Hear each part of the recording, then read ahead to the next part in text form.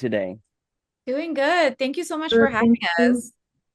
No, I gotta say thank you for giving us the time like that we can talk about the short film Creatures of Chaos, your 2D animation. And I gotta say, being somebody that is in the process of finding his true self through mental health, this 2D animation animated short touched me a lot because seeing how everybody's little creature of chaos can be different, and putting a picture of it is phenomenal.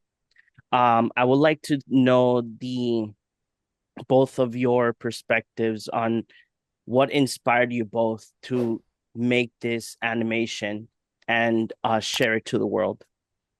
For sure. And first of all, thank you so much for watching it. And I mean, we're very happy that you felt seen and heard. And that's kind of like the point of the film. Because when we grew up in India, mental health struggles were often met with like shame and silence. And so and in some ways it's still very similar now. Even though in the US, I think we talk about it a lot more, there's still like a lot of communities where it's something that's just dismissed as something that doesn't exist. So this cultural silence has uh shaped our worldview, both for me and Shai, from a young age. And I'm an animation filmmaker and visual artist, so art has always been a refuge for me.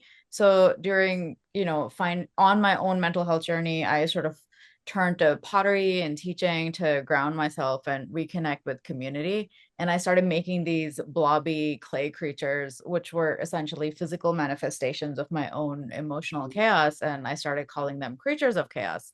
And I also did a lot of pop-ups around LA. And I was selling these as kind of like vases and mugs, and people were like, this is cool. And, like, where did this start? And so we started having really interesting conversations with people about their own emotional struggles and their own mental health. And we felt like, once we saw how strongly people resonated with the creatures, it kind of inspired me and Shai to develop a story that sort of explores like the stigma around mental health, the importance of vulnerability, and also like the healing power that we find in community. And that's where Shai, you can speak to the writing process more, but that's kind of when we started to think that, oh, this could be a film that, where we investigate kind of all of these things.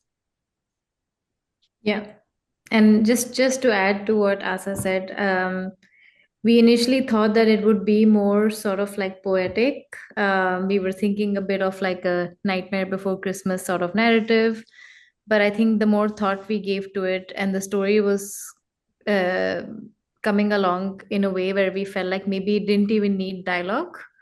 And then we sort of started stripping it away and just keeping it as visually sort of like strong as we could. And then one thing led to another, and then we just decided to have like a nice soundtrack and sound animation, and have our sort of visuals and characters tell the story we wanted to tell. Yeah, we kind of reached this point where we did start out with like a poem or written narrative, as Shai said, and then we at sort of the initial like rough cut stage, we shared it with a few people, and we're like, does this work, without any narration, without any dialogue? And we got like a really good response to it, and so we figured that it would be great to just like strip it away entirely and make the story more universally accessible across cultures, languages, and age gaps, because this is not something that's like, for us, it is rooted in a specific experience, but emotions in general are felt very viscerally through movement, sound, and visual. So we kind of just dialed that up a lot so we could stay away from dialogue entirely. And the I did notice, now speaking in regards to the dialogue, Mhm. what came to the decision of not making the film have dialogue, to bring like at least for myself, like have each of the characters. I know that without the dialogue you can tell what each one of the characters are going through, but what made that decision to just make it fully like just little sounds and just a full immersive audio experience? Obviously it's visual as well, but the audio experience as well is there. But what made you guys make that decision to just be like, let's not add dialogue, let's just maintain everybody to use their imagination on what each of these characters are going through?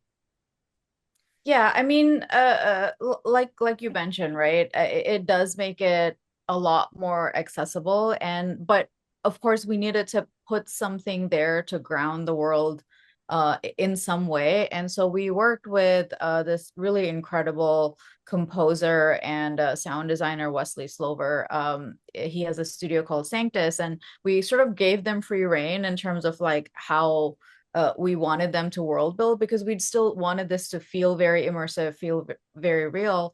And like you mentioned also that the sound carries each character's emotional arc without spoken words. So we kind of established the overall like tonality of the piece. And then within that space, Wesley sort of gave these electronic, like lo-fi sort of voices to each of the creatures. It's sort of, in some ways, it's like it's sort of like your inner voice is being given like a soundtrack to. So we found that approach like could resonate a lot more than sort of dialogue, which can sometimes get like a little bit prescriptive. So sound design, I think, really helped strip it away and make it a little bit more open for people to project their own experiences onto it. And we did want characters to have sort of reactions and emotes. So even though we didn't have dialogue, we were like loosely inspired by Simlish from The Sims, where you're saying things and you get the tone of what is being said, but there's no sort of limitation in terms of like, do I know the language to be able to understand this?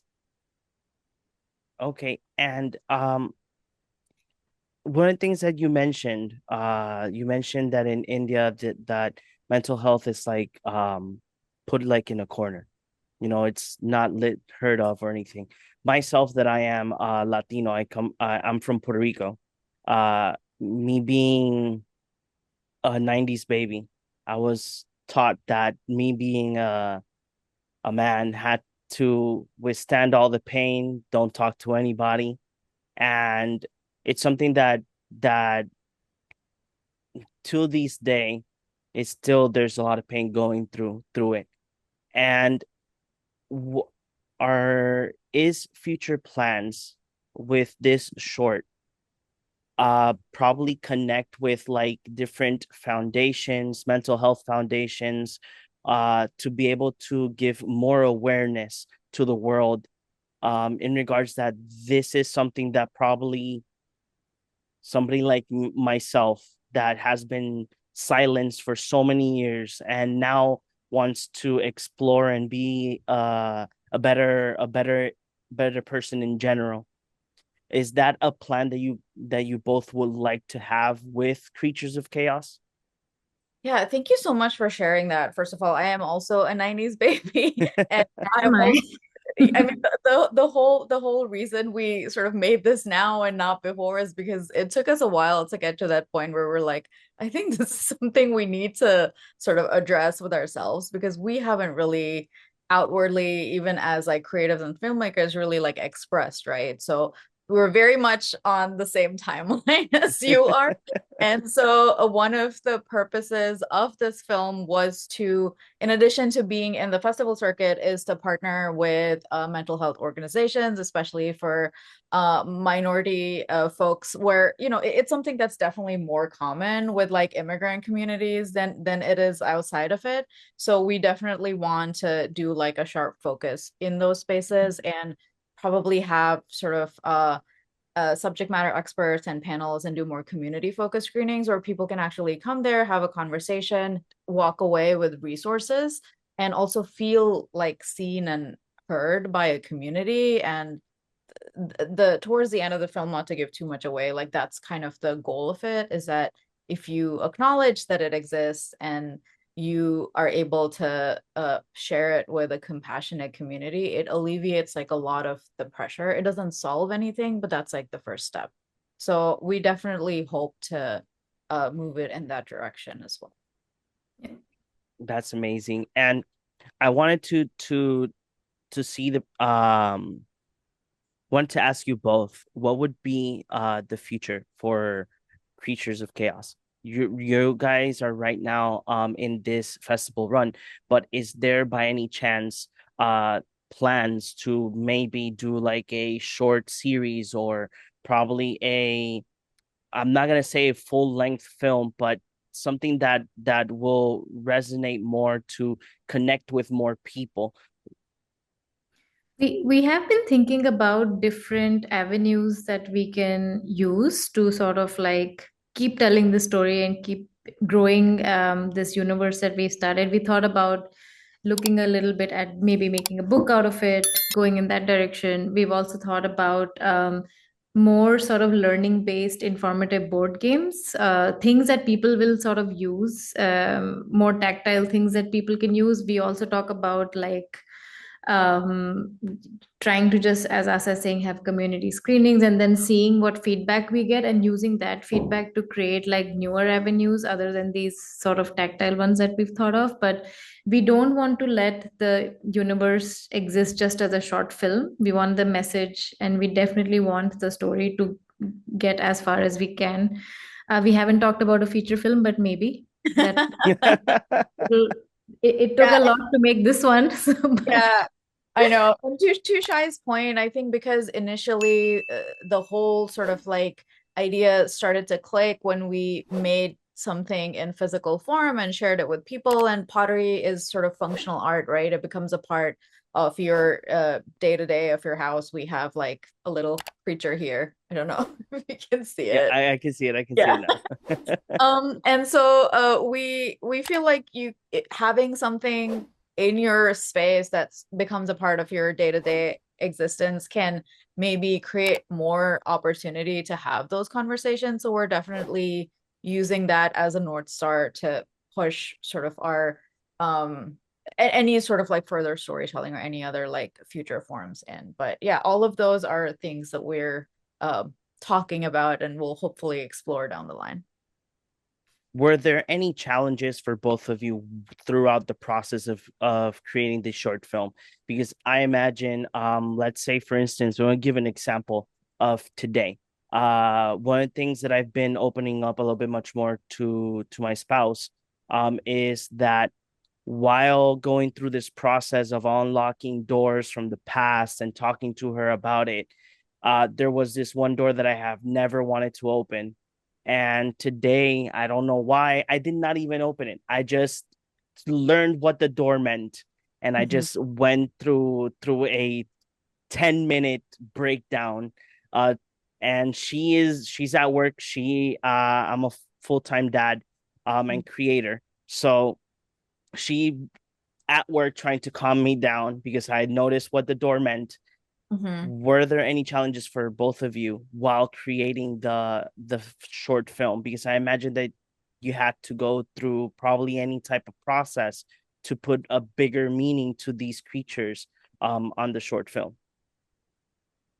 I feel like a lot of this has stemmed from conversations we've been having for a lot of years. Like both Asa and I are immigrants. I've moved to Europe. I live in Denmark, and she lives in Los Angeles. And I think I would definitely say that the film or the story made us revisit a lot of our past conversations, a lot of feelings. Um, it also helped evolve the story. And it also kind of helped us establish the different characters that you see, because we wanted to represent different walks of life. So then that is sort of like um, sort of like a culmination of all our thoughts. Like, this is who we want to tell the story through. You can see that there's someone who's much younger in the workforce, there's someone who's older living alone, there's someone who's disabled, there's someone who's just stepping out into the world. And in many ways, these are people we have all been these people, we have known these people, they're in our family, they're in our extended community. So definitely it was emotionally, there was of course a lot of like conversations and a lot of like revisiting some of these difficult situations that helped us establish these characters and sort of give them like a backstory. All the creatures you see have a backstory. That's how we sort of like work them into the film. And I think it was not just me and Asa, like all the our team who we brought on board. I think we all talked about it a lot, and so much of the film sort of like evolved and took form based on our feelings and conversations. And we had our low lows, had our high highs while we were going through the process. But as you're saying, I think it's something, especially since the pandemic, when we couldn't see our family, we were all trapped.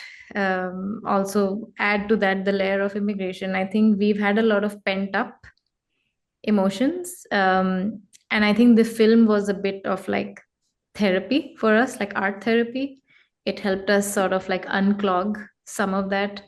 So I think emotionally we definitely had, it was definitely like a wave of a lot of ups and downs and coming together. And yeah, as you're saying, it took some breakdowns. We had several. Yeah. And to add to what Shai is saying, I mean, we intended to, we were working up to making this film and we didn't even realize it, but because we've done other work previously, but it's sort of like this is sort of like the top part of the iceberg that you see, right? And then you don't see all of like the heavy lifting that sort of come before it. So it's very much a culmination of like a lot of the work we put in, which in itself has been like a really big challenge.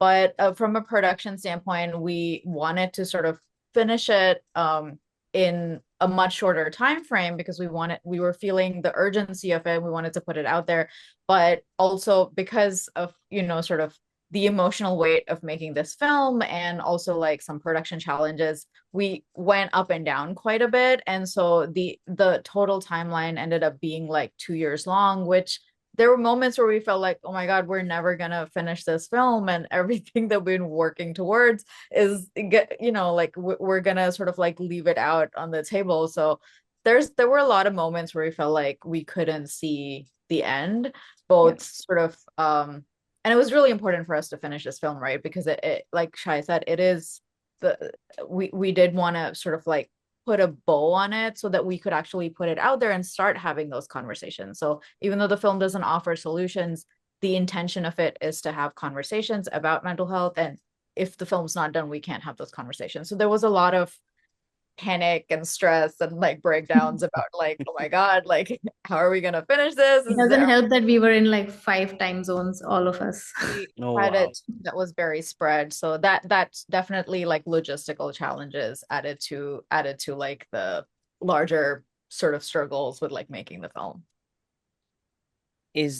Are there any plans to bring Creatures of Chaos? You mentioned communities have like community screeners. Are there any opportunities to have this short film shown in schools?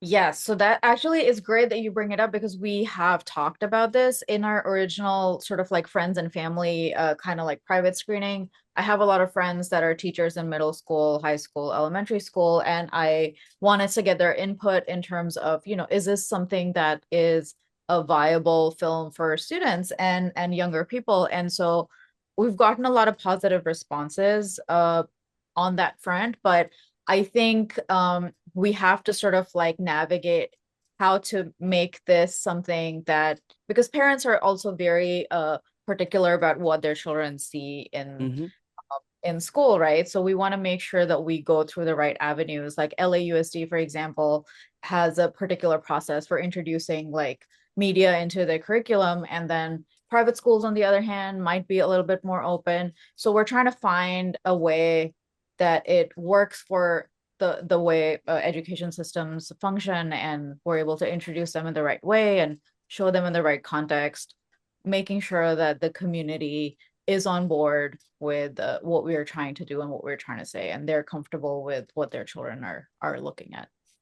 That's amazing. The reason why I ask is because, my mother is a teacher, so I I always lean on to her like, hey, you guys should show this to your students. It will help them out in some way or another. So seeing this is just popped into my mind like, hey, oh, schools, yes, this should be in schools as well. This would be my final question for both of you. If you could describe Creatures of Chaos with one word, what would it be?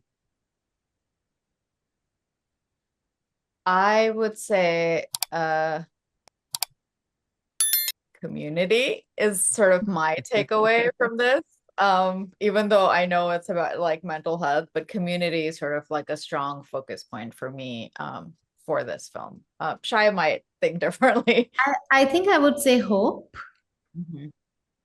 because Okay. I feel like even though we're living in very dark times, I feel like without hope, there's no way forward. And I think this film gives me hope. Me being somebody that's going through the process of opening so many doors from the past, seeing this short film gave me a lot of inspiration, especially when you're reaching to the end, where you see everybody talking and everything. So me being somebody that's very quiet in regards to feelings and seeing at the end how these, I would say, strangers, because that's what you have a feeling for. These strangers just like found each other because they wanted to talk about what they're going through, and they made the community to be able to like, hey, you're not alone. So if for me it's inspiration, and I gotta say that the film is phenomenal. And thank you so much for giving us the time to talk about Creatures of Chaos. Thank you so much for having us, and thank you for sharing your personal stories. Thank you. No, no, thank you. Bye bye.